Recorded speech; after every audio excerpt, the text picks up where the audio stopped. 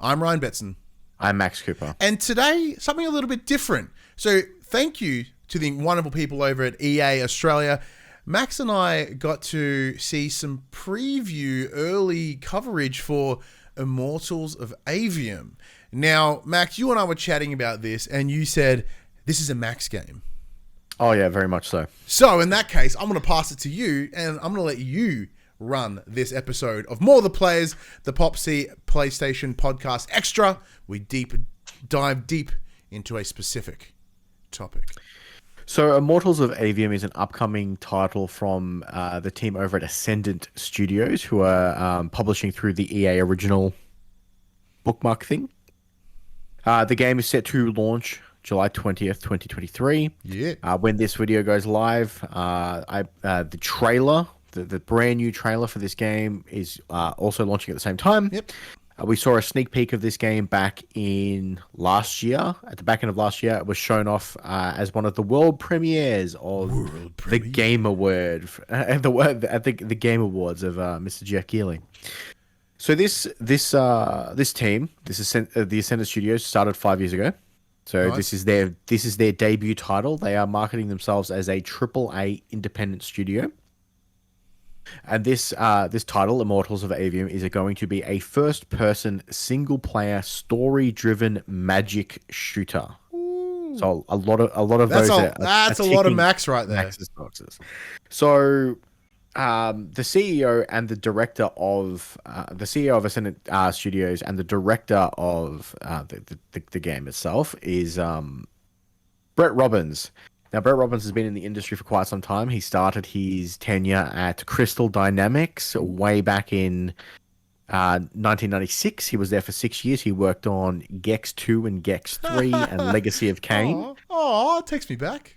From there, he moved to become a creative director at Electronic Arts, where he was the lead designer on Lord of the Rings: Return of the King. Ooh. From Russia with Love. Oh. And he was the creative director of the original Dead Space game. All right, so this dude's got some cred. And then from there, he moved to Sledgehammer, where he worked on Modern Warfare 3, Advanced Warfare, and Call of Duty World War II. Okay. As creative directors for both, and senior creative director for World War II.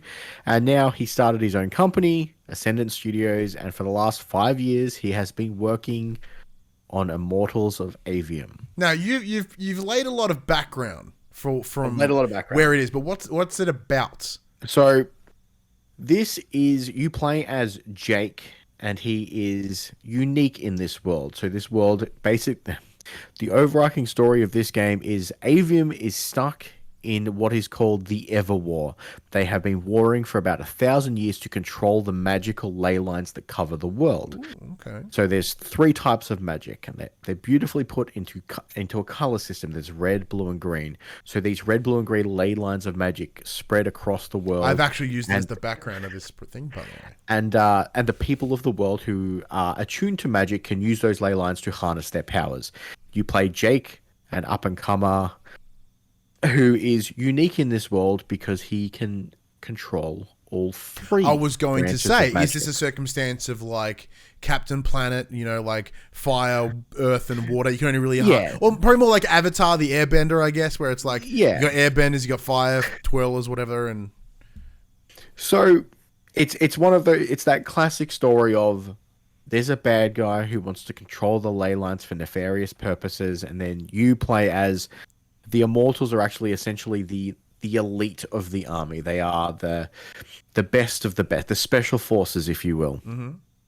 And you try to join their ranks because you are one of these unique players that can control all 3 types of magic, and it's your journey climbing the ranks, trying to stop evil from prevailing. Very, very, very. I don't want to use the word cliche, but it's a very used trope that we've seen before. We're also in the world where there's like not only ever been 9 stories ever told. And we're a lot of this stuff is like there's clearly inspiration here from other stories or other tropes, as you mentioned, but how it executes it, from what we've seen, looks to be its point of difference. Yes. So the team kind of walked us through some of the gameplay. They've stated that the story is about 25-ish hours. Beautiful. And it's very much that typical RPG style of game. You have a talent tree that covers the three branches of magic. As you level up, as you explore the world, it has that typical RPG numbered gear system where you get equipable stuff, and each piece of gear will make you stronger, more powerful, will give you bonuses to certain affinity spells and stuff like that. So they went over the basics of the magic system. So your blue magic is essentially your straight long range shot. So it's like your sniper, if you will. Mm-hmm. The red magic is essentially your shotgun. It's close range, it's high powered, it's very high risk, high reward. And then green, it's fully automatic, and they're little homing projectiles. You kind of just spray, and they'll do their thing. You have access to a shield at all times. So while you're shooting in one hand, you can have your shield up in the other. You are able to shoot through the shield. So your magic can penetrate it. The only the restriction of the shield is you move slower. Yeah, okay. So you can't move at full speed, so that's the drawback.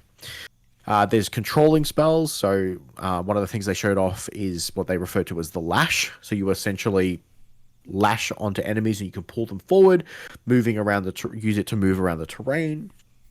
And then there's obviously your stronger, bigger spells that will drain your mana, and to replenish that mana, you need to find mana crystals in the world to revamp that. They mentioned the use of different enemy types. So the stronger the enemy, they will have colored shields, and it's a simple match game. So blue magic beats blue shields, red magic, red shields. So very similar to the magic system in Hogwarts Legacy. Yes, exactly. And with combat as well, it appears to be that each color will have their own essentially defensive skills. So there's the shield that we spoke about. Green magic has what they referred to as a blink. So it's a short range teleport. I assume this is your essential dodge mechanic. Mm-hmm. Being a first person game, you can kind of dodge and shoot at the same time. And then as you progress through the story, you will gain new abilities that will allow you to revisit and explore more of older areas. So it's got that Metroidvania of, hey, I've got a new ability now. I can go back to that area earlier that I couldn't do before. So they showed off a bit of like some puzzle areas, some puzzle platforming, and then some of that first person magic combat. So it was a very short video. They didn't show off too much. Well, the video itself was quite short, but there was the ability to answer questions from the dev team, which was lovely. Yeah. So if you did watch it live, which we didn't because it was 3 a.m.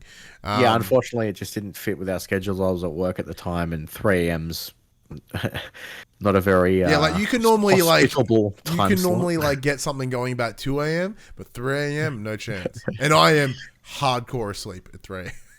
Yeah. So they did have a big Q&A session at the back end that kind of just a lot of the people asked, what was your inspiration for this? How did you come up with this? And Brett told this really interesting story of he had that stereotypical big action set piece from a Call of Duty game where you're running with your soldiers. There's a helicopter in the sky. There's a rocket blowing up the building. He's like, what if that helicopter was a dragon? And what if it wasn't a rocket blowing up a wall, but a fireball? And what if we weren't soldiers, but we were battle mages? And then that sounds like how most D&D campaigns are put together. The screen just shifts and changes, and you've got instead of soldiers shooting guns, you've got wizards firing laser beams, and you've got dragons flying through the sky. I can feel the excitement coming off you through the internet. This has been developed in Unreal Engine 5. Oh. So it looks schmick as, and it's right around the corner. 20th of July, not that far away. 3 months, which is the best. And we've always argued for a long time that the 3-month turnaround is the best for video games. It's enough time to really harness your hype without feeling it's overstays its welcome. But it also allows you to own the conversation for 3 months, which is, I think, probably the big point of difference here. And when it comes to like standard marketing, it's the same reason that Fallout 4's marketing was incredibly successful. Simply for that reason, because it was really easy to turn it around. But was there any other thing that sort of jumped out at you before you? So there's one of the main characters that you interact with. I can't for the life of me. I'm just very quickly googling her name. She's a very she plays she voices the Warlock Vanguard in Destiny. Yeah, because like I heard her voice and I knew her name's Gina Torres. Yep. So she's a familiar face there. Is that why it got you? Because of your Destiny love? Look, I'm a huge nerd for high fantasy battle mage stuff. This is hitting a lot of things, and after getting that sneak peek of that. Look, I know her from Suits. That's how I know her. Yeah. Firefly. Yeah. Yeah, after seeing the gameplay and how it felt, I was getting. And she also voiced Wonder Woman in DC Universe Online. That's my wheelhouse. So after seeing because the trailer we saw at the Game Awards at the Game Awards last year was very teaser, and now that I've seen gameplay, this very much has me excited for what's to come. Excellent. Well, because that's going to be my next question. Obviously, we've listed off a bunch of things about the game that are interesting, but why does this combination tickle your fancy so hard? And you need to set up a little bit because you're cutting your own face off on the corner of the screen. There you go. So it's the gameplay looks to be how I play every first-person fantasy game. Mm-hmm. So, like, you take Skyrim for instance.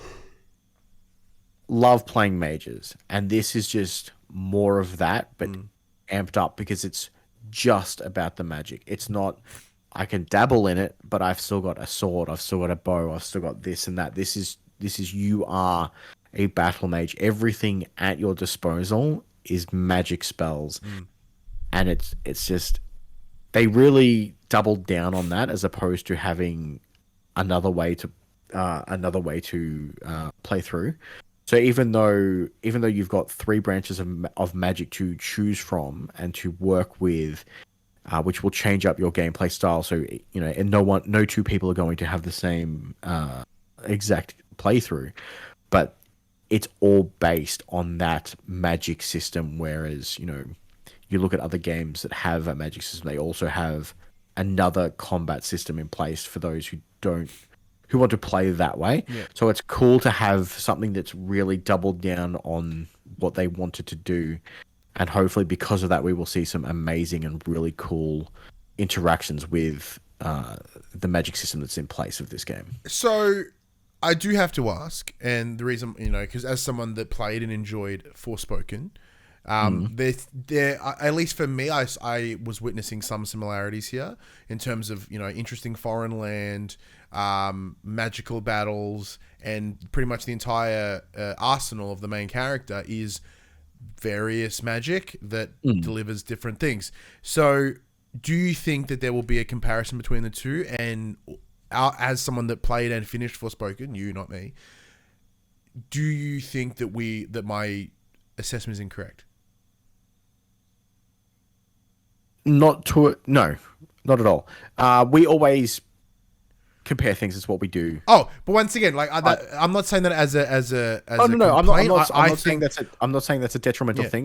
That's just what we do. It's when I first saw this, I'm like, oh, it's magical doom. Yeah. Like it was that big bombastic set pieces, and I'm like, this is it.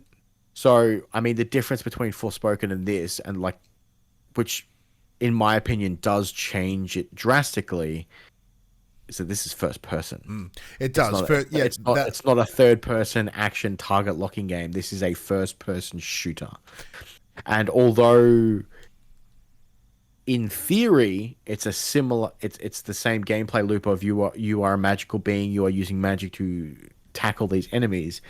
By changing it from being a third person game to a first person game does drastically change the dynamic of the game itself, in my opinion. Yep. I mean, you could argue against it, but I think that just being in control, you have more control of having to essentially aim and in combat aim and fight the things, as opposed to just going, I'm going to target lock and I can just run away and throw shit at them at the same time. Yeah, but even it does make things more involved and hands on for the player, because it's you doing everything as opposed to kind of getting that aim assist. Well, the whole reason they have the different perspectives is because you do get a much closer experience, it's a lot more personal experience. For sure. And as you mentioned, with using Forspoken as an example, like when you do get any combat encounter, you just parkour your way out of there and go pew, pew, pew, throw behind you as you run away. Where here, you do have to face things head on, so it does add the intensity. And especially when you're looking at, you know, these big set pieces you mentioned, like you're looking over at a dragon and then fireballs going everywhere. That's way more intense in first person. Oh, yeah, for sure. You know, so...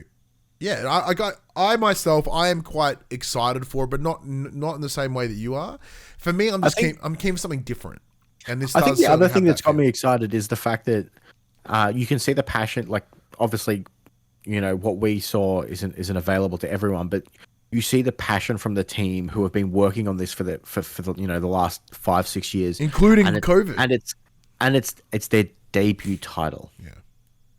So you can see the excitement from them, and it's kind of just flowed through, but it does look stunning. Yeah, because even though you've got a lot of titles look stunning in Unreal 5, but this, with the, I guess, the high contrast and high color of the magic that's used, it's so flashy, and it's watch the trailer and it's just, you can't not say wow at some points. Like, it's really, it's really pleasing to the eye. I'm really looking forward to having it run on my TV. So obviously, because it was a preview thing, there's you know, watermarks all up in this business on our video, which is fine. So like you know, we didn't leak it because my name's plastered all the way over it. But it did take away some of that like intensity. Like you can see those vibrancies, and knowing you know, I've shared my love for my TV, you know, and its ability to do HDR and dynamic colors and all the beauty of QLED. I cannot wait, because one of the first things I watched on it was the big fight scene in Avengers Endgame, which is all bright colored beams, and then seeing this, I'm like, oh man, this is gonna look so mint. You know, because you see all these like pew pew blues and reds and greens and then fire. Oh, very excited, very very keen for it. But not in the same way that you are, which is So once again, July 20th is its release date. It is coming to PlayStation 5, Xbox Series X and S, and PC. So only current gen consoles, which is cool. But don't worry about, like, for us, we don't give a shit about the PS5 version, or only PS5. Only it's PS5 and other platforms. PS5 and every other platform. Look, it needs to be informative. It is going to other places. It's true. It's there. All right, Max. This is it does look brilliant. I am very much looking forward to it. As we wrap this up, this is your last moment of gush. Like, go nuts, give it everything. I don't know what's left. I kind of gushed about it already. It's just, watch the trailer. I would love to hear your thoughts on it. Like, hit me up on the socials. Let me know what you think. Please, if you have a differing opinion, let me know why. You know, help me see. Or even if you have any other questions about what we saw, because we did see there's about half an hour of video, so it's quite a lot to cover, including all the dev questions, which I think was another half an hour. So if you're interested, drop them in the comments below. We'll answer them with the best that we can. I don't think there's any restrictions on what we can and can't talk about. But hit us up, and if we can, we'll let you know, and we'll fill in the blanks. But definitely keep this on your watch list. Most definitely. So once again, big thank you to the team over at EA Australia for providing us this opportunity to see Immortals of Aveum, you know, in this early capacity. It was very, very cool. It's twice they've done this for us now. We'll do it with Battlefield 2048 too. Two, thanks. Which is also a really cool thing. So huge thank you. But if you've enjoyed what we've talked about here, be sure to check out our weekly show. It's called For the Players, the Pop Culture PlayStation podcast. It comes to you on your podcast feeds on Monday morning at 8 a.m. on your YouTubes at 9 a.m. That one is a PlayStation specific show where we talk about all the comings and goings and ins and outs of PlayStation and its associated brands over the week. And I guarantee you we'll be talking about this one pretty heavily when it drops later in the year. But until then, I'm Ryan Betson. I'm Max Cooper. And that was Immortals of Aveum.